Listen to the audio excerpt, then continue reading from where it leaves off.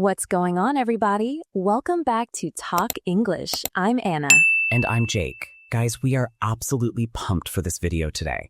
We have been planning this specific masterclass for months because we know it tackles the single biggest, most frustrating problem that every English learner faces. That is right. We aren't talking about grammar rules today. We aren't going to bore you with vocabulary lists or textbook exercises. Today, we are going to war against the monster that lives in your head. The silent killer, literally. We are talking about that specific moment when someone asks you a question.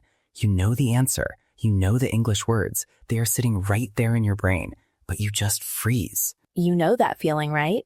It's like a wall comes down. You open your mouth, but nothing comes out. You stand there, your palms get sweaty, your heart starts racing, and your brain goes into overdrive. You start translating furiously from your native language to English. You're thinking, okay, subject, verb, object. Wait, is this past tense? Do I say in or on? Is he going to laugh at me?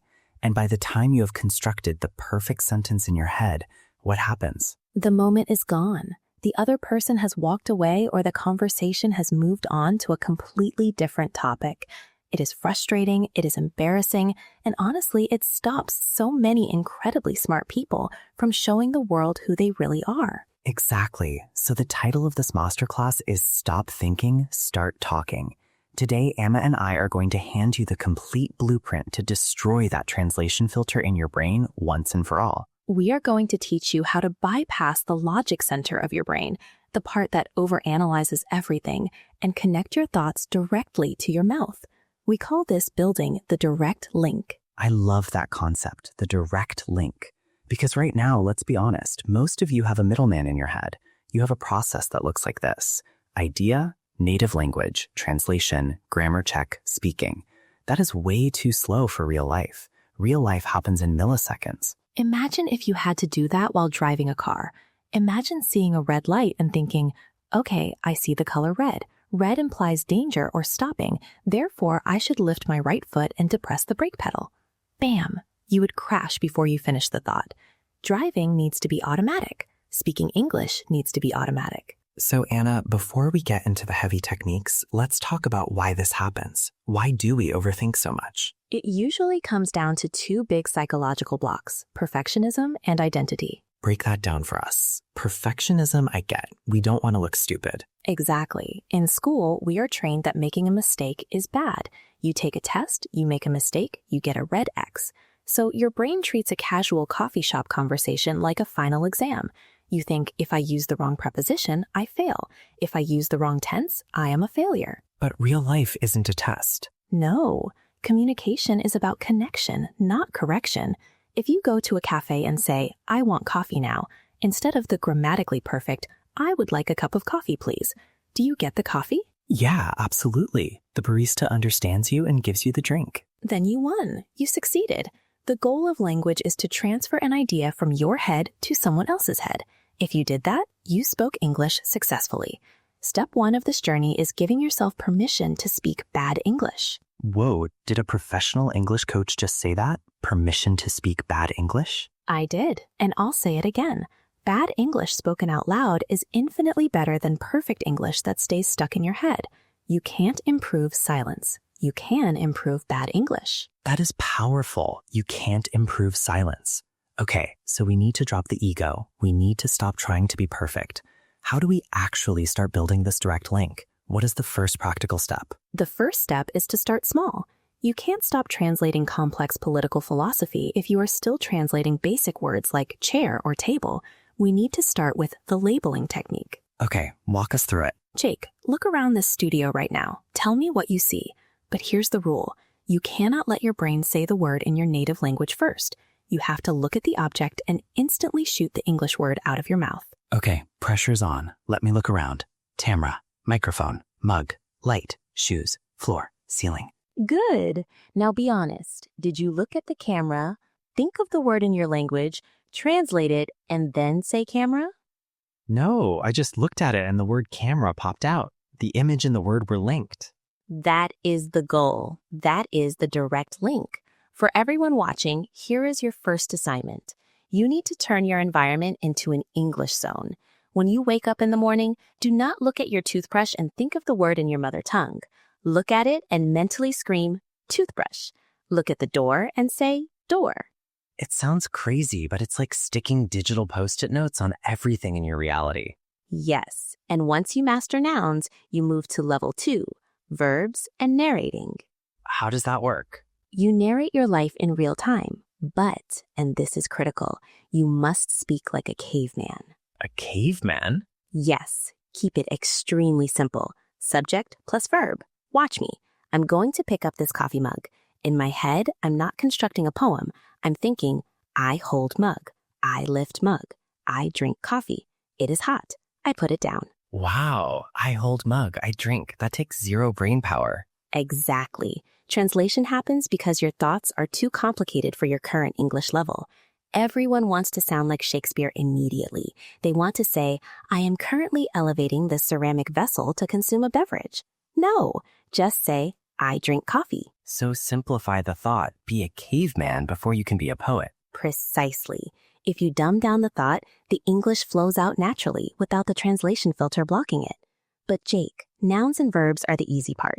What happens when we need to build actual sentences? That's where the grammar panic usually kicks in. Oh yeah, that's when I start sweating. Is it I have gone or I went? This brings us to the secret weapon of native speakers, chunks. Chunks? Like chunks of chocolate? Better than chocolate, language chunks. Jake, how did you learn your phone number? Did you memorize each digit individually, or did you memorize it as a rhythm? Definitely a rhythm. 555-0199. That is a chunk. Your brain handles information better when it's glued together in a group. Language works the same way. Native speakers don't build sentences word by word. We use prefabricated walls. Give me an example of a language chunk. Take the phrase, I was wondering if. A student analyzes this. Subject plus past be plus verb ing plus conditional. That's too much math. A native speaker treats I was wondering if as one single word. It's just a sound we make when we want to ask a polite question. So when you say it, you aren't thinking about the grammar of was. Never. It's just a block. Bloop. I throw the block at you. I was wondering if you have time. I was wondering if you are hungry. That makes so much sense. If you treat it as one unit, you don't have to translate the individual words inside it. Exactly. Here is another powerful one. It turns out that. We use this when we discover new information.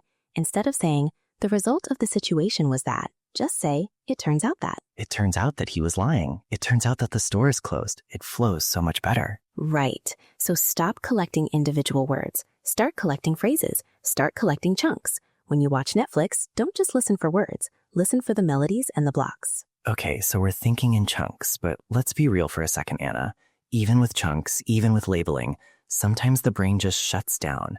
Someone asks me a hard question about politics or the environment, and I don't have a chunk for that. My mind goes completely blank. The dreaded dead air. The silence. Yeah, and the longer the silence lasts, the more stupid I feel. And then I just give up and say, I don't know. Jake, that is the worst thing you can do. Never surrender to the silence. But what do I do if I honestly don't know what to say? You must keep the audio channel open. Think of conversation like a radio station.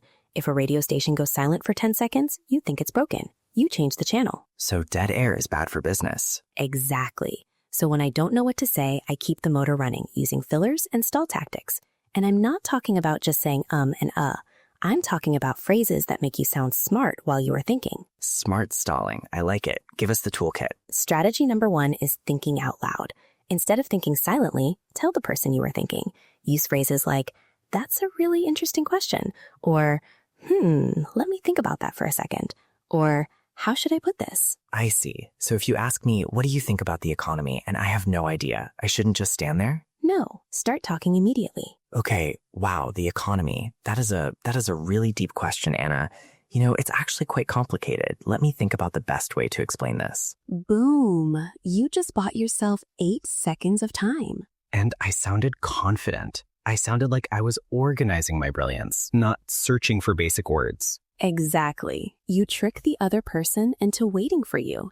And while your mouth is saying those automatic phrases, your brain is quietly searching for the vocabulary. That is a game changer. Strategy number 2 is for when you forget a specific word. It's the tip of the tongue strategy. Don't freeze. Describe the struggle. Say, it's on the tip of my tongue, or I'm blanking on the word, Or, the thing that stops the rain? What is it called? And usually, if you do that, the other person will help you. They'll shout, umbrella. Yes. Conversation is a team sport. You don't have to carry the ball alone. Never let the sound stop completely. Even if you are just making noise, keep the energy moving. Okay, that helps with the speaking part, but conversation involves two people. Honestly, sometimes the other person is the scary part. When they start talking fast, I panic. I stop listening because I'm too busy rehearsing my answer in my head. That is the rehearsal trap. You are so worried about your next line that you miss what they are saying. And because you aren't listening, you don't know how to respond. It's a vicious cycle. We need to fix that with a technique called mirroring. Mirroring? Like a copycat? Sort of. It's actually an FBI negotiation tactic. You take the last 2 or 3 words the other person said, and you repeat them back as a question or statement. Why does that help? It gives you the grammar structure for your answer. You don't have to build the sentence. They already built it for you. Let's role play. Tell me something about your weekend. I went to this amazing new Italian restaurant downtown on Saturday. Italian restaurant? Yeah, it's called Luigi's. The pasta was incredible. Incredible pasta? Totally. It was fresh and handmade. See what I did? I didn't think at all. I just grabbed your words, Italian restaurant and incredible pasta, and threw them back at you. And the conversation kept going. I didn't even notice you were doing it. It felt like you were really listening. It also helps with answering questions. If I ask, did you go to the gym yesterday?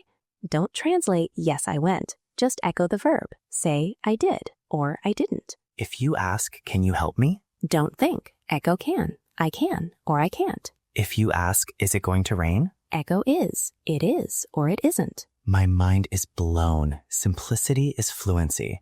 The other person is giving you the keys to the car. Just take the keys and drive. Exactly. But Jake, this is great for when we have a partner. A lot of our subscribers live alone. They ask, Jake, how can I practice speaking if I have nobody to talk to? That's the most common excuse. I have no partner. You don't need a partner to practice fluency. You can use the shadowing technique. This is exactly how I learned to speak French. How does it work? You find a video of a native speaker, YouTube, Netflix, a TED Talk, whatever. You listen to one sentence, pause it, and then repeat it exactly how they said it. But, and this is critical, you don't just copy the words, you copy the emotion. The emotion? Yes, English is a physical sport. If the actor is angry, you must be angry. If they whisper, you whisper. If they scream, you scream. So it's basically an acting class. It is. Let's try it. Take the phrase, are you kidding me? If I say it like a robot, are you kidding me? It does nothing for my brain. But if I imagine I just won the lottery, are you kidding me? And if I imagine someone just scratched my new car, are you kidding me? See the difference? Same words, totally different delivery. When you mimic the emotion, you bypass the translation brain. You are connecting the feeling directly to the sound. Eventually, it becomes a reflex.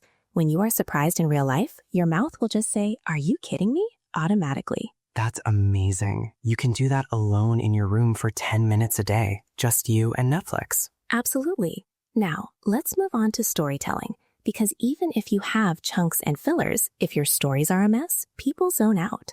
Oh, I know this. The ramble. You try to combine 3 sentences into one, using which, who, although, and despite all at once, and suddenly you are lost in a maze of your own words. To fix this, we use the SVO method, subject, verb, object, and we connect everything with the magic words and then. And then, not furthermore, not moreover? No, nobody says furthermore at a bar, Jake.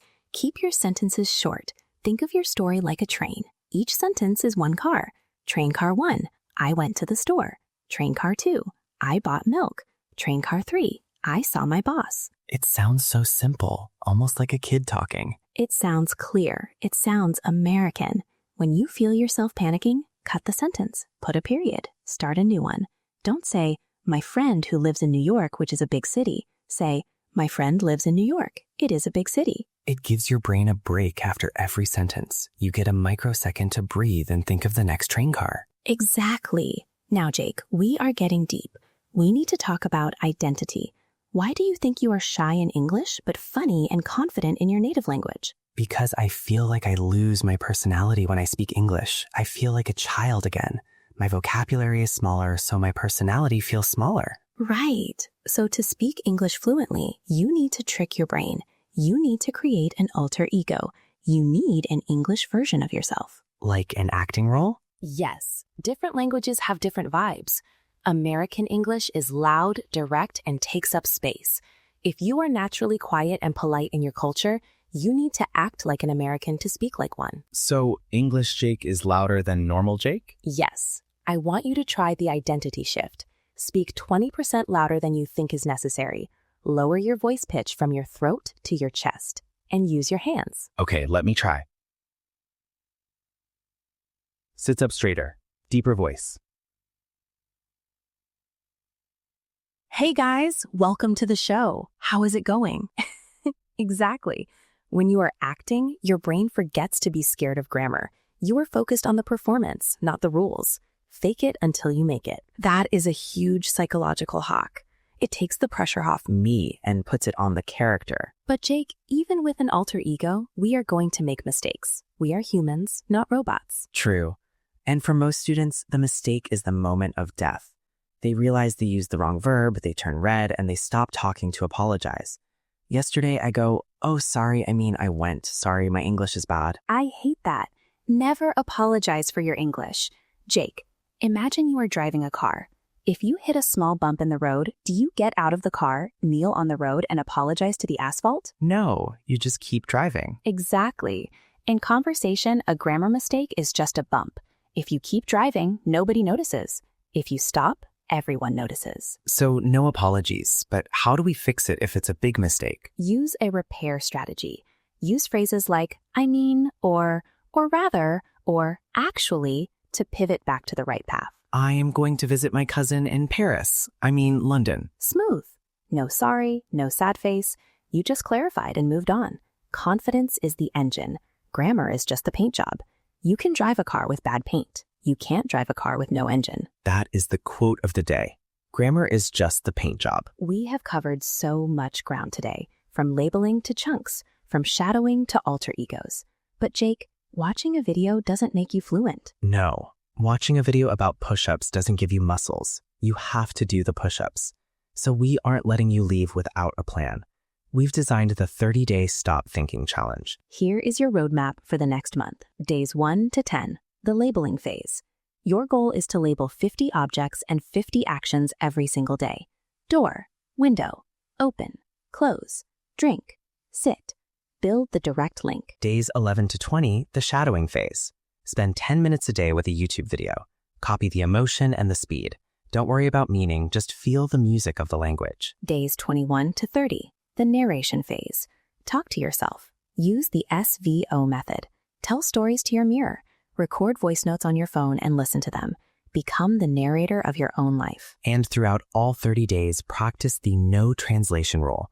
If you catch yourself translating, stop, breathe, simplify the thought, and say it again directly in English. Don't wait for someday. Don't say, I will speak when I learn 1,000 more words.